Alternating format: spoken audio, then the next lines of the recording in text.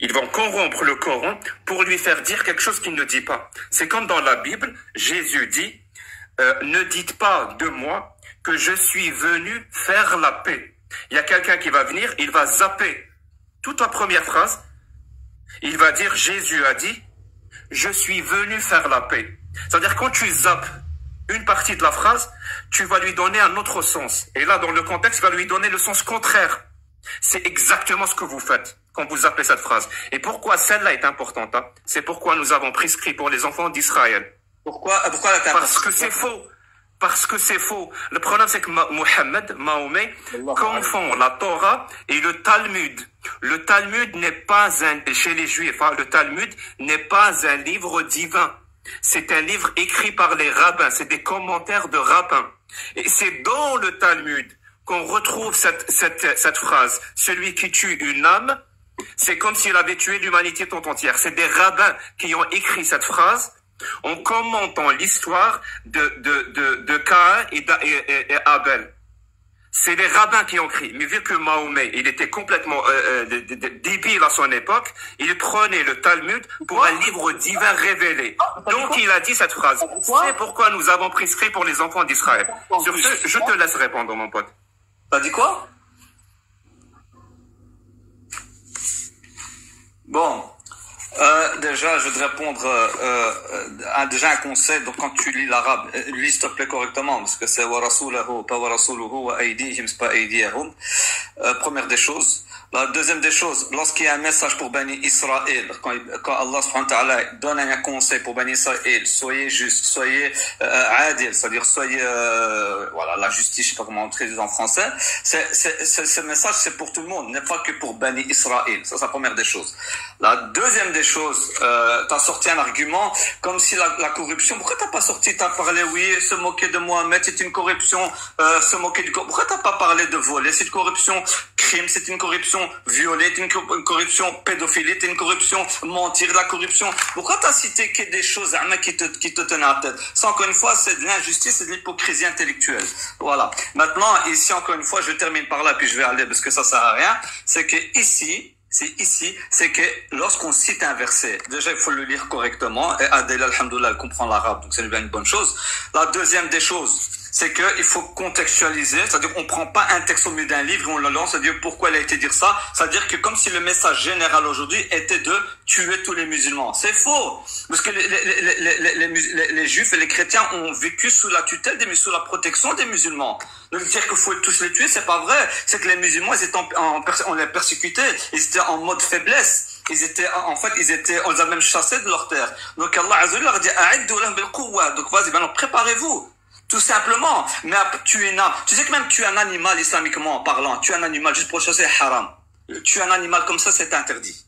Donc ici, il faut pas dire comme quoi l'islam est une religion de violence. Non. Non.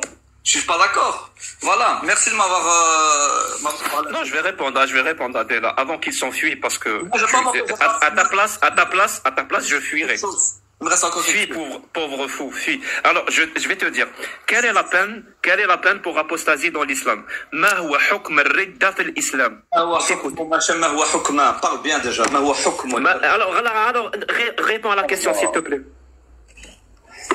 C'est pas une religion violente. C'est quoi la peine pour apostasie? Celui qui quitte sa religion. C'est quoi la peine dans l'islam? D'accord, je vais te répondre par une autre question. C'est quoi pour toi lorsqu'il y avait c'est quoi la peine pour apostasie dans l'islam? Quand il y avait les crimes, quand il y avait la peine de mort dans les autres pays. C'est quoi la peine pour apostasie? On t'écoute. Soit tu le sais, tu me dis je le sais, tu nous donnes la réponse, soit tu me dis je ne sais pas. Moi, je vais te donner la réponse et je vais te donner toutes les sources. J'ai pas besoin de réponse quelqu'un qui lit l'arabe en travers. Comme ça, je dis tout de suite.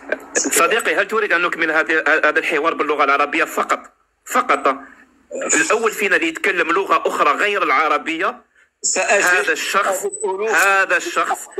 الشخص يعتبر عاود سأجد أخطاء نحوية كثيرة عندك فعليك حينما تقرأ c'est ça ton arabe. Bon, reviens en français. Alors dis-moi, c'est quoi la peine d'apostasie? Qu'est-ce qu'il faut pas entendre? C'est quoi la peine pour apostasie dans l'islam? D'accord, tu veux parler que de ça, en fait, c'est ça qui t'intéresse. Oui, tu as affirmé que l'islam, c'est pas une religion violente.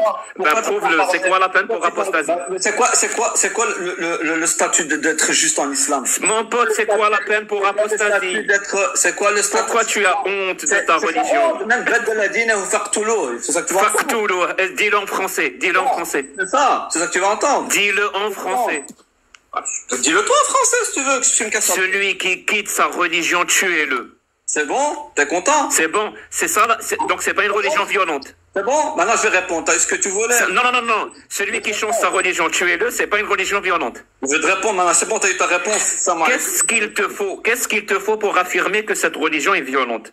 Qu'est-ce qu'il te faut? Qu'est-ce qu'il te faut de plus? Qu'est-ce qu'il te faut de plus pour dire des choses que tu ne comprends pas? Explique-nous. Alors explique-nous la peine d'apostasie. Moi j'ai compris. Celui qui quitte l'islam. Celui qui quitte l'islam, il doit être tué. Alors dis-moi ce qu'il faut comprendre. Je t'écoute. Je te propose, Adélia, de me laisser chaque fois 15 secondes chacun. Plus ou moins, tu coupes, je pose. Comme ça, c'est mieux. Le Coran, déjà, le mot, al-masdar, le Coran pour les francophones qui vient de la lecture. Lecture dans ce contexte de apprendre, étudier, comprendre. Al-fahm, wal-qira'a, wal-hib. C'est la première des choses. La deuxième des choses ici, faut pas encore venir prendre une chose qui t'intéresse pour avoir, on va dire, comment dirais-je, avoir les toucher émotionnellement, mais c'est pas ça. Bien sûr, je te dirais même un pédophile, pour moi, le statut, bien sûr, c'est la peine de mort. Quelqu'un qui tue sa femme ou son enfant, c'est la peine de mort. C'est quoi un pédophile? C'est quoi un pédophile? Il n'est pas fini. C'est quoi un pédophile? C'est quoi un pédophile? On appelle, s'il te plaît, Adélia, s'il te plaît, laisse-moi 10 secondes. C'est quoi un pédophile? Tu as dit un pédophile, pour moi, c'est la peine de mort. C'est quoi un pédophile? Ici, je ne joue pas, je sais où tu vas en venir. T'inquiète, je sais où tu vas en venir. C'est pour que les gens comprennent que tu racontes n'importe quoi et que tu mens. Un pédophile, c'est quelqu'un qui commet, c'est quelqu'un qui commet le crime de pédophilie, la pédocriminalité. C'est-à-dire un adulte qui couche avec un enfant. Mon pote, ton prophète a couché avec un enfant. C'est un pédophile ou pas? Quelqu'un qui perd et qui veut fuir. Ne coupe pas. Moi, je t'écoutais, t'as dit ton prophète s'est marié avec une petite fille de 6 ans, il a couché avec elle quand elle avait 9 ans. Sahih Bukhari, moi je donne les sources. Sahih Bukhari, 5134. Aïcha raconte, تزوجني النبي وأنا بعمر 6 ودخل بي وأنا بعمر 9 سنين. Le prophète s'est marié avec moi quand j'avais 6 ans. Il a consommé le mariage quand j'avais 9 ans. Est-ce que c'est un pédophile pour toi ou pas? T'es un ignorant, mais quand je te dis un ignorant, ça veut dire quoi? Déjà. C'est dans ça veut dire 9 ans. Ça veut dire 9 ans.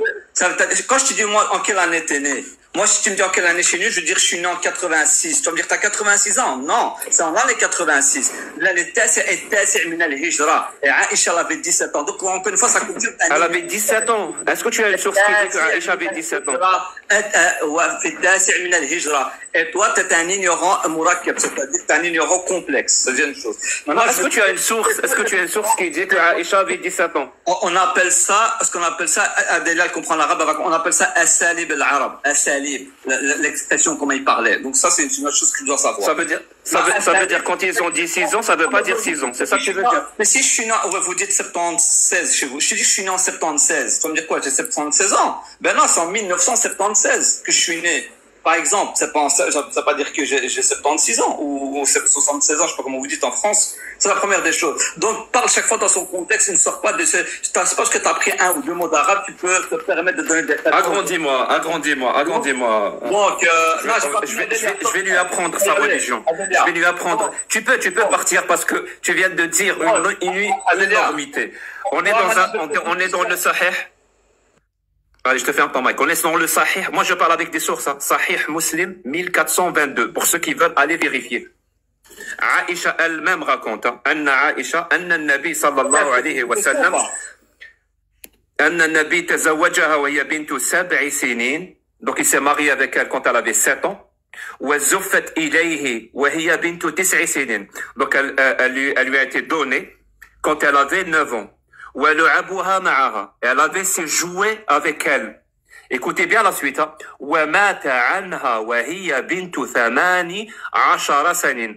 veut dire quand le prophète est mort, elle avait 18 ans. Je répète, les mecs qui vous sortent l'argument comme quoi 6 ça veut pas dire 6, ça veut dire 16, 9 ça veut pas dire 9, ça veut dire 19, et 18 là on en fait quoi? On en fait quoi ce 18? C'est 18 après quoi?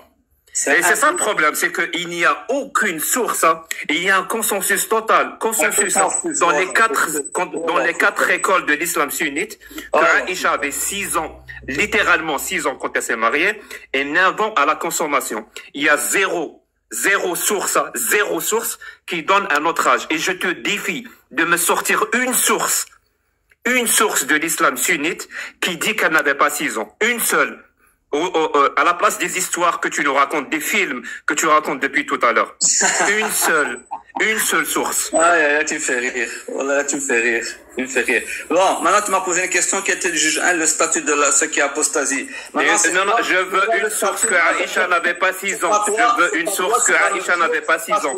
Je veux une source que Aïcha n'avait pas 6 ans, mon pote. Tu l'as ou tu l'as pas? Mais je te dis, t'es un ignorant en langue arabe.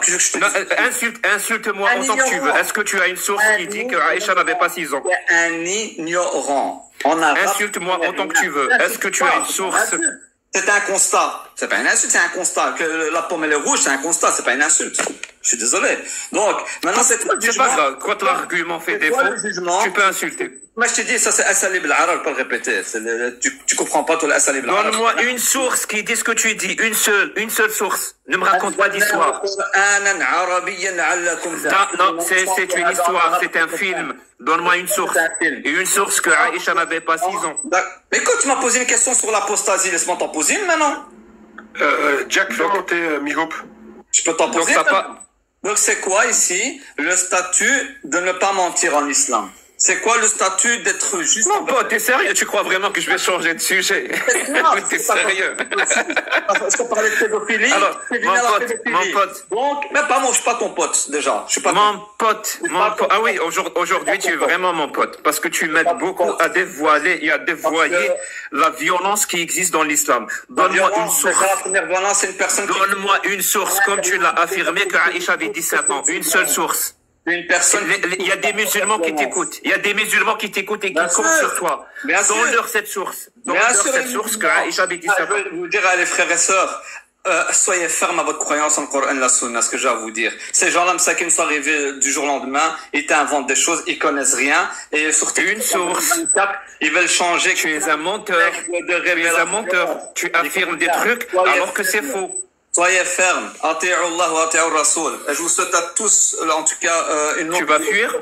Non, je suis là, je vais pas fuir, tu sais. Alors, donne-moi une source que Aïcha avait 17 ans. Moi, je viens de te donner une source qu'elle avait 7 ans ou 6 ans quand elle s'est mariée, 9 ans dans la consommation, et quand le prophète est mort, elle avait 18 ans. Je vais te sortir même Sahih Bukhari. Écoute bien.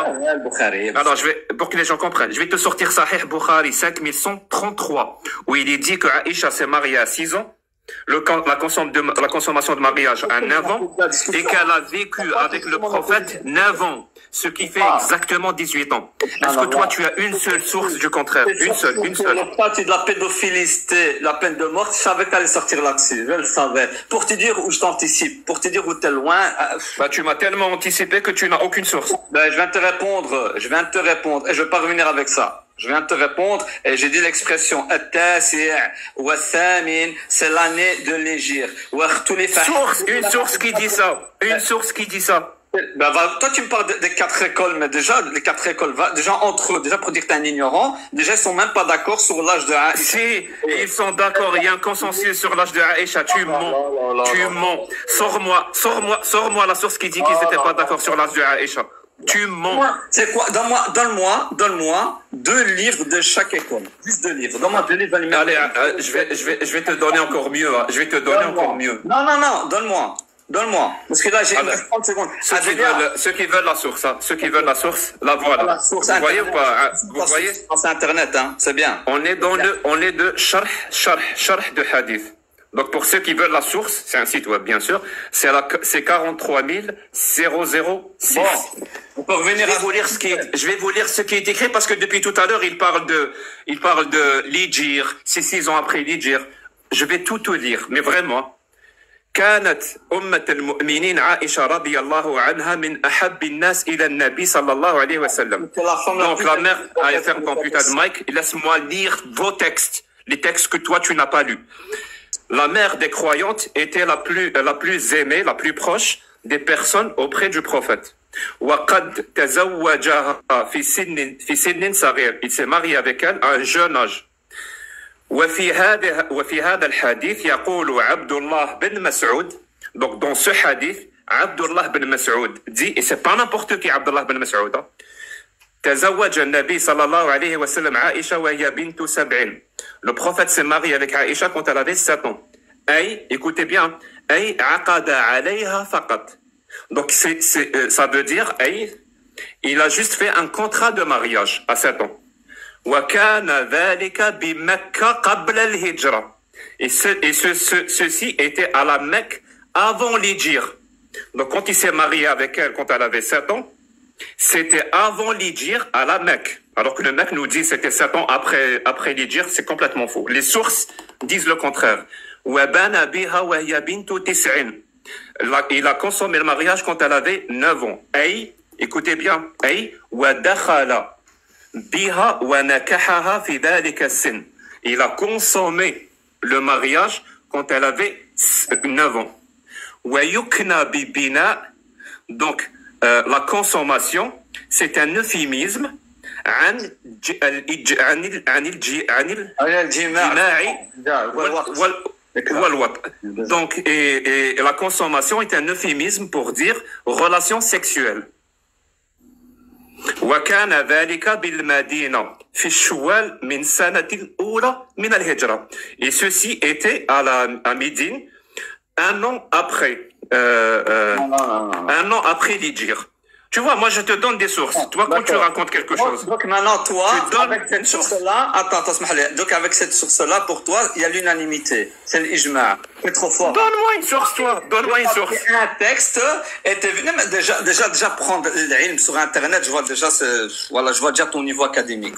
Sur Internet, t'es sérieux? Je suis sur dorar.net, tu me dis. C'est un site web officiel de l'islam sunnite. T'as parlé. T'as fait que parler, dire des bêtises, je t'ai pas coupé. Et le souci, il est là, en fait, avec toi. Tu viens déjà, tu coupes, et je t'ai parlé d'un sujet, et tu me passes un autre sujet, et en fait, tu veux seulement toucher les émotions des gens. Sache que les gens, ils sont fermes dans leurs croyances. Les gens ici, tu peux ressortir ce que tu veux. Elle s'est mariée même à 4 ans, truc, tu vas changer leurs croyances. Enfin, je prie et je salue sur le prophète, alayhi salatu wassalam. Je prie et je salue une deuxième fois sur le prophète alayhi salatu wassalam. Donc moi ici tu me prends un site internet et avec ce site internet tu oses me dire qu'il y a unanimité. Waouh, quelle référence. Waouh, quelle recherche.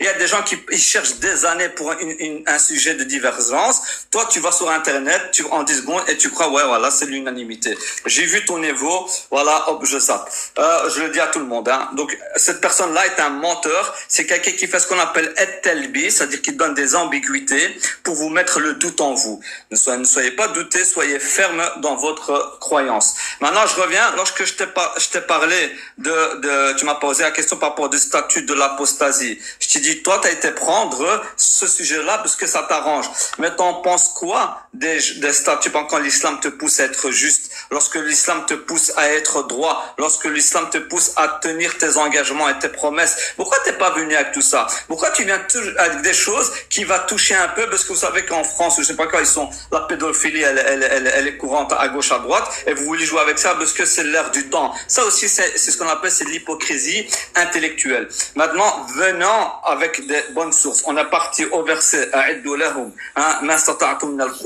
après, j'ai parlé, tu m'as posé une question, rien à voir. C'est quoi le statut de l'apostasie? Après, quand je t'ai expliqué un peu pourquoi, d'où ce verset est sorti, t'as sorti autre chose. Après, tu me parles,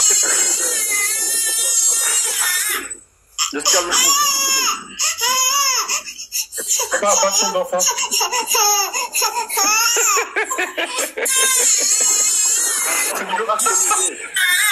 Embrasse le bébé. Simplicité, ferme ton mic. C'est quoi ça?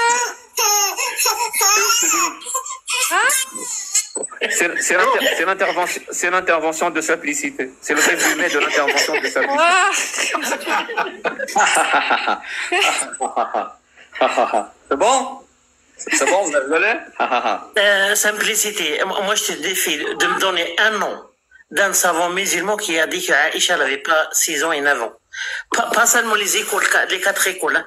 Si tu me donnes un nom seulement, même tu sais, même l'Outaïmiyin et Ibn Shabroma, qui n'étaient pas d'accord avec l'ijma', ce qui concerne Ad-Dukhul, ils ont dit que Aïcha avait 16 ans quand elle était mariée avec le prophète et 9 ans quand elle a consommé le mariage. Il n'y a aucun savant musulman sunnite, hein, je répète, je te défie maintenant, tu me donnes un nom depuis le Hanbal, non, le Hanafi, le madhab, le Hanafi, jusqu'aujourd'hui.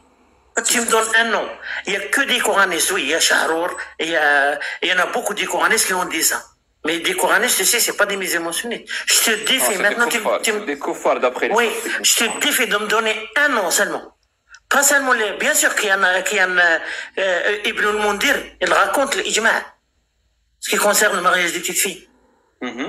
Alors, je te défie de me donner maintenant un nom, mon ami. Regarde, si tu es musulman sunnite, regarde, tu as le droit de dire, moi je te respecte. Si tu veux dire, si tu crois que Aïcha avait 17 ans, je sais pas, ou 120 ans, tu as le droit de dire ça. Mais l'islam sunnite, il y a même savant. Les savants ne sont pas d'accord pour l'âge. Non, mais il y a aucun. Alors, donc, je te défie maintenant. Regarde, un savant qui n'est pas d'accord. Si tu me donnes un savant, moi j'arrête à faire des lives. Maintenant, si tu me donnes un nom des musulmans sunnites, hein. Ça va, je vais te suivre. Donc, c'est qui a parlé? Mihoub.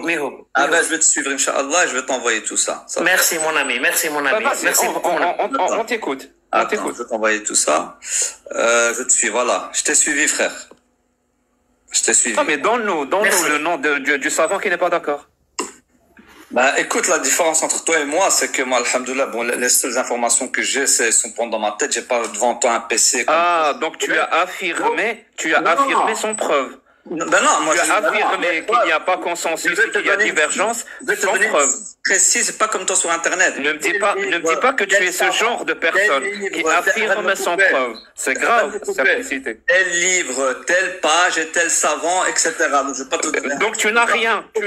Donc tu as affirmé avec rien. Il m'a parlé d'Ibn Mundir, c'est que Sahib al-Ijma'. Il m'a apporté une très bonne source. Ibn Mundir, il a apporté tous les sujets où il y avait, entre parenthèses, l'Ijma', mais c'est pas l'Ijma'. Mais il peut pas me dire, par exemple, dans quelle page, de quel tabac. Moi, je suis précis. Moi, je Ibn al-Mundir, il a dit qu'il y a un consensus. Il va demander poliment. Pourquoi tu mens? Ibn al-Mundir a dit qu'il y a un consensus. C'est toi qui mens. Je dis que tu sais même pas lire. Donc arrête. Et t'as dit qu'il y avait l'ijma' parce que t'es rentré dans un site internet et tu oses dire qu'il y a l'unanimité sur ce. On s'en fout du site. C'est la source qui compte. C'est la source. Si. Tu ne sais pas ça? Si. Tu ne sais pas ça? C'est la source qui est écrite dans le site qui compte.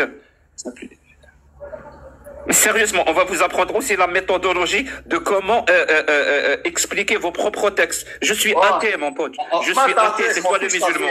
Wallah, je sais que t'es athée, que t'es juif, c'est pas mon problème. Moi, je te dis, respectez un peu les avis, les croyances des autres. Et quand on parle avec connaissance. Et on est parti sur le verset où Adela l'a cité, وَأَعِدُّ لَهُمْ مَا اسْتَطَعْتُمْ. J'ai voulu juste rebondir là-dessus. Et toi, comme un hypocrite et un lâche, tu m'as sorti un truc pédophilie et t'es parti sur Est-ce que tu viens de me traiter de lâche? Tu viens de me traiter de lâche? Bien sûr. Donc tu m'insultes. Bien sûr, t'es un lâche. C'est normal que t'es un lâche. Donc tu m'insultes. Donc tu m'insultes. Je t'insulte pas, c'est un constat. C'est un constat. Donc c'est pas une insulte? C'est pas une insulte, je suis désolé. Et toi, c'est pas une insulte. Tu peux dire si c'est pas une insulte. Tu peux répéter après moi, s'il te plaît. Si c'est pas une insulte, tu peux répéter après moi. Allah est lâche et le prophète Mohammed est lâche. Si c'est pas une insulte. Allahu Akbar. Hasha. C'est deux mots. Hasha, parce que c'est une insulte. Parce que tu sais que c'est une insulte. C'est trop pur. Mais vous êtes incroyable. C'est comme si on vous laisse pas danser et inventer des versets et bondir, vous insulter. Mais si je dis que t'es moche, je vais pas dire, tu vas me dire, ouais, c'est une insulte, parce que si je dis Allah et son prophète, t'es moche. Mais c'est quoi en fait, t'es loin, en fait. J'arrive même plus à te suivre. Parce que tu sors des choses hors contexte. Maintenant, je vous ai cité le contexte, j'ai répondu au verset. Le verset a été cité lorsque les musulmans, ils étaient persécutés, ils étaient donc tués, chassés de leur terre et de leur maison. Allah Azza wa Jal a descendu ce verset pour qu'ils soient des d'après les textes sunnites. Mon ami, d'après les textes de musulmans sunnites, le prophète, il était pas, comment on dit, il était beau, mais il était sale. Oui, il était sale, il ne se lavait pas, mais il n'était pas... Tu comprends, mon ami? Oh là là. Wallahi, d'après le Bukhari, Muslim, Tirmidhi, Ibn Daoud, l'imam Ahmed... Wallah, Hacha, c'est vous qui êtes très sale. Et encore, il n'y a même pas quelques siècles. Non, mais c'est les textes. C'est les textes qui le disent. mon ami. Quand il allait aux toilettes, il ne se lavait pas. Il s'essuyait avec 3 cailloux. Je vais quitter parce que c'est du blasphème et je peux pas entendre ça. C'est du blasphème. Donc c'est du blasphème de lire vos textes. Dis ça devant quelqu'un, pas derrière un écran. Dis-le en face à face ou face à face à un musulman. Mais dire les hadiths authentiques de Bukhari face à face à un musulman. C'est ça que tu veux dire? Fais attention. Je dis, faites attention, n'abusez pas. Sinon quoi? Oui, sinon quoi? Allez, sois un homme et assume tes propos. Sinon quoi? Ton prophète se lavait quand il allait au chiottes, il ne se lavait pas avec de l'eau, il s'essuyait le cul avec 3 cailloux. C'est ce qui est écrit dans Sahih Bukhari. Ça, c'est quand des périodes, quand il n'y avait pas d'eau, espèce d'imbécile. Vous-même, avec de l'eau, tu ne laves pas. Quand il n'y avait pas d'eau, quand tu as de l'eau, tu t'essuies avec du papier. Il n'y a pas de souci. Quand il n'y avait pas d'eau, ton prophète était sale. Toi, t'es un sale. Lui, non, moi, je me suis pas avec 3 cailloux. Moi, j'ai un hadith, mon ami.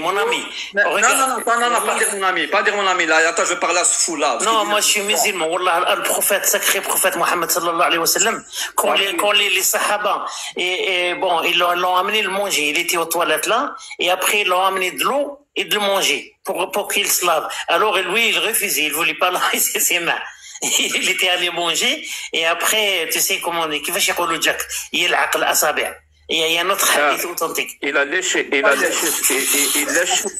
ses doigts après avoir mangé. Il fait lécher ses doigts à d'autres personnes. Celui-là, c'est une personne qui a aujourd'hui de l'eau, mais il se lave encore avec du papier toilette. Il met du papier toilette. C'est un khanez qui ose parler de la... Tu recommences à dire khanez. Ouais, t'es un khanez. Tu parles de mon prophète comme ça, il était sale. Mais t'es un malade. Je te montre la source. C'est ton prophète qui est khanez. C'est ton prophète qui est khanez. Non, Jack. Wallah, je te montre les hadiths. Ouais, attends 2 secondes, je termine à celui-là. Le Nabi alayhi salatu wassalam, il nous a expliqué comment manger, comment dormir, comment faire ses besoins, et dans toutes les situations, quand il y avait de l'eau, quand il n'y avait pas de l'eau. Tais-toi, arrête de me couper. Donne la source. Mais tais-toi. Donne la source. Tais-toi. Oh là là, c'est bon. Allez, j'y vais. Reste mon ami. Mais Habouch, Inch'Allah, on reste en contact. Ça va? Mais Habouch, c'est qui? C'est pas... Non, Mihoub. Ah, désolé, Mihoub. Désolé. Allez, on reste en contact, Inch'Allah. Voilà, tu parles un petit peu l'arabe. Tu peux venir dans mes lives. Parce que chez moi, dans mes lives, il n'y a pas, on n'insulte pas notre sacré prophète. On respecte Mohammed sallallahu alayhi wa sallam. Merci à toi, Mihoub. C'est gentil. Moi, je suis pas comme Jack. Moi, je respecte notre sacré prophète, Habib. Merci, en tout cas. Merci, Adélia. Tu m'entends? Adélia.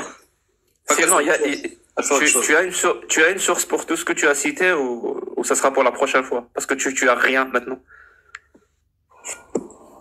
Il va aller chercher, Jack, Je suis sûr que c'est s'il va aller chercher, ça veut dire qu'il n'a rien.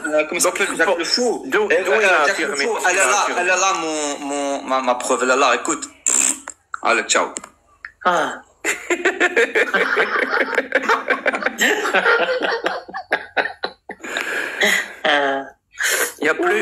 Vous pouvez plus danser. On connaît vos textes. On connaît vos sourates. On connaît vos hadiths authentiques. On connaît les tafassirs. On connaît le consensus. Vous pouvez plus venir dans un live et mentir de manière impunie comme c'était le cas avant. Ce n'est plus possible. Quand quelqu'un affirme quelque chose, c'est très simple de vérifier aujourd'hui. Internet, mon pote. Internet. Il y a tout sur Internet. Il y a tout.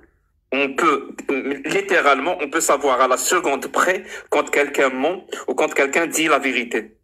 C'est plus comme avant. Vous mentez, comme si vous parlez l'arabe, ça vous donne une certaine autorité, mais ça ne change rien. On parle tous arabe, mon pote. On parle tous arabe. On parle tous français. On parle tous anglais. On parle tous kabyle. Dans quelle langue vous voulez nous mentir encore? C'est plus possible. Ce n'est plus possible. Quand tu affirmes quelque chose et que ce que tu affirmes est extraordinaire pour le coup, hein, et que tu n'as aucune preuve, tu dois te cacher. Je crois que c'est ce que tu viens de faire. Tu as dit ma preuve c'est et tu es parti. Bonsoir. Bonsoir. Jack, 2 minutes. J'ai envie juste de compléter ce que tu disais tout à l'heure, parce que quand il a sorti la sourate Al-Maïda qui parle de tuer une personne, c'est comme tuer toute l'humanité, et tu lui as dit que ça venait du Talmud, je voudrais donner la source de ça, ça prend 2 minutes. Donc ça vient du Talmud de Babylone, Sanhedrin, chapitre 5, verset 5. Pour information, coupe ton micro s'il te plaît.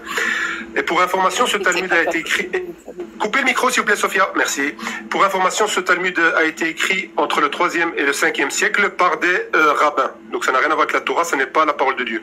Et le Coran s'est inspiré de ça pour écrire sur Al-Maïda. Et c'est un commentaire des rabbins sur l'histoire de Abel et Caïn. Oui, et pour lire le verset, ça dit comme ça, donc c'est pour cela que l'homme a été créé seul, pour t'apprendre que celui qui a ôte la vie à un fils d'Israël détruit un monde entier, et celui qui sauve la vie d'un fils d'Israël sauve un monde entier.